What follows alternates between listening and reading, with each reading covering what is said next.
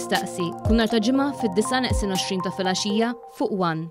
Fl-elezzjonijiet ta' 8 ta' Ġunju li ġej, in-nies għandhom għażla importanti favur dawk il-kandidati li jażlu lil Malta dejjem kemm f'pajjiżna u anke fl-istituzzjonijiet Ewropej. Dan intqal mid-deputat mexxej għall-affarijiet tal-Partit Laburista Daniel Mikallef waqt li kienet indirizza sessjoni tal-Konferenza Ġenerali tal-Partit Laburista bit-tema Insaħħu Malta tagħna fiċ-Ċentru Nazzjonali Laburista fil-Ħamrun fejn preżenti għaliha kien hemm il-Prim-Ministru u mexxej Laburista Robert Abela. Id-deputat mexxej sostna lill-Partit Laburista u l-forza għal pożittività.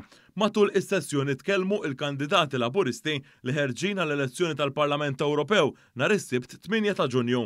Fost it-temi li ġew diskussa kien hemm dawk tal-interess nazzjonali, il-paċi u l-miżuri li ħall-Gvern immexxi mill-Prim-Ministru Robert Abela fi żminijiet ta' sfidi internazzjonali mingħajr preċedent. Fil-bidu din is-sessjoni tal-Konferenza Ġenerali tkellmet il-President tal-Partit Laburista Ramona Attard qalet kif għall-ewwel darba il-Konferenza Ġenerali tal-Partit Laburista infetħet qalb in-nies b'diskors tal-Prim-Ministru Robert Abela fil-Pjazza taż-Żejtun u se tagħlaq nhar il-Ħadd li ġej fl-10 ta' filgħodu b'diskors tal-Prim-Ministru mexxej Laburista fiċ-Ċentru Nazzjonali Laburista fil-Ħamrun. Imbagħad fl-ewwel ta' Mejju f'jum il-ħaddiem se ssir festa kbira fi Pjazza San Ġorġ fil-Belt Valletta.